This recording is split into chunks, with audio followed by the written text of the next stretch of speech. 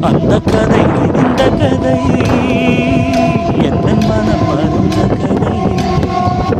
என்ன செய்ய இடுகதை போ என்னுடைய பிறந்த கதை காலங்கள் தான் போன பின்னும்